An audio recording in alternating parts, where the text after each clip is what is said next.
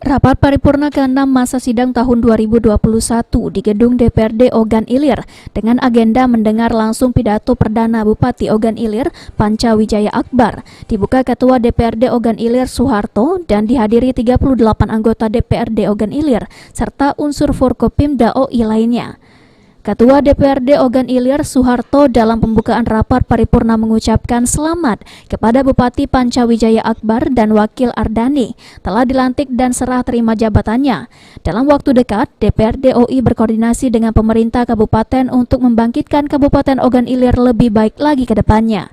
Harapan kita dengan Bupati yang baru, kita yakin bahwa Bupati ini Bupati dan Wakil Bupati ini mempunyai hati yang bersih, bijaksana. Tadi telah kita sampaikan karena untuk membangun Kabupaten Ogan Ilir bukannya gampang.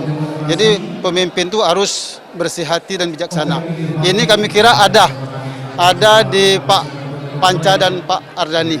Tentunya kita apa yang disampaikan oleh Pak Bupati tadi bahwa kita harus melebur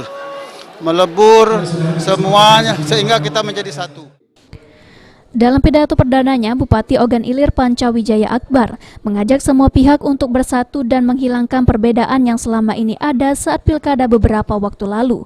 Serta untuk seluruh kepala OPD, Panca akan melakukan rapat dengan seluruh organisasi perangkat daerah untuk membahas permasalahan-permasalahan yang menjadi kendala selama ini, sehingga bisa diselesaikan bersama untuk membangun Ogan Ilir ke depan lebih baik. Ya tentunya dari awal pencalonan kita sudah optimis ya, apalagi sekarang sudah dipercaya, dilantik dan alhamdulillah tadi untuk pidato perdana. Dan tentunya pada siang ini kita langsung setelah makan siang langsung rapat bersama seluruh OPD yang ada di Kabupaten Ogan Ilir dan saya ingin mendengar langsung dari apa saja permasalahan yang menjadi kendala OPD untuk ke depan agar kita selesaikan bersama untuk membangun Kabupaten Ogan Ilir ke depan.